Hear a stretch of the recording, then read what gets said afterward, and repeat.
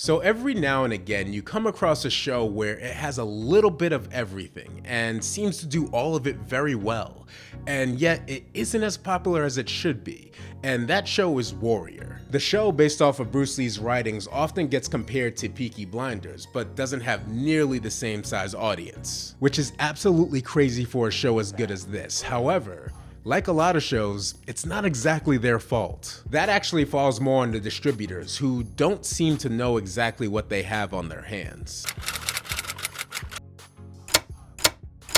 Allow me to lead off with this. When talking about Warrior, one thing that we know for certain is that the action is flat out incredible. No, seriously, you'd be hard pressed to find better action sequences anywhere on TV.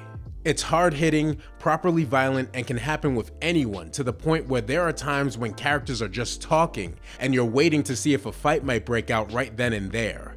The sets aren't grandiose, but the show gets the most out of them and uses them in a variety of ways. For example, the brothel run by Atoy is shown in many forms. You'll see it when it's full, you'll see it when it's empty, and you'll see it when it's completely destroyed and has to be built back up. And at times, the confines of the sets work well within the action and even help add to the story, which continues to drive that tension. But it's not so one-dimensional that all we get is incredible martial arts scenes. Underneath all of that are a couple of explorative plot points that hit more often than not. One of the biggest aspects of the show is the relationship between family, which is explored in a couple of interesting ways. There's Assam, who slowly gains power while trying to find and make peace with his sister Mai Ling, but behind the scenes, she's cunningly stealing power for herself. Then there's Young Jun, who desperately wants to get from underneath his father's shadow. There's also a cop in Bill O'Hara who skirts the law while trying to protect his family, but is also the very same reason for their troubles. And even two sisters, where the older in Penelope Blake has to assume responsibility at the detriment of her life, while the younger sister in Sophie Mercer pushes to be free of any responsibility. Add in the relationships between friends, lovers, and enemies that sometimes have to be friends, and you get a pretty awesome character-driven show.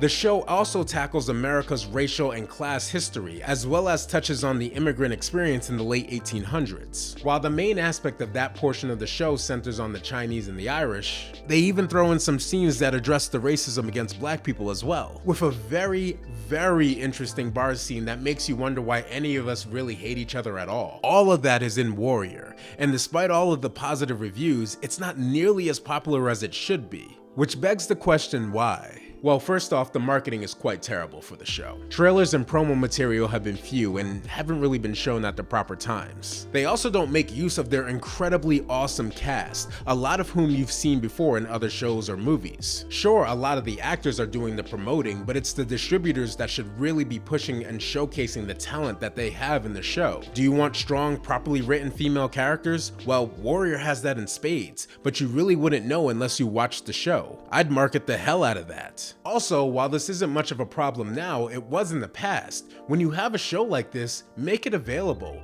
Let people know when and where they can see it. This was a slight problem with the first two seasons. The show experienced a couple of changes in distribution that affected it negatively. However, like I mentioned, now that it's all in one place, that should be less of an issue. Although with Warner Brothers merging with Discovery, you never really know what might happen with the way they treat their shows. All that being said, Warrior is a show that needs its audience to help with its justification. After all, that's how we ended up getting a season 3 in the first place. And with Max needing as much original programming as possible, Warrior could easily fill in the role of great television that touches upon a number of subjects that are still relevant today, and yet manage to still be entertaining. Maybe the reaction to the third season will help Max realize that they've had something good all along, and need to continue it, because at this point, it's the word of mouth from the audience that's keeping this show alive. But as always, thank you for watching. I'm John Automates. I hope you enjoyed the video, and I look forward to seeing you all next time.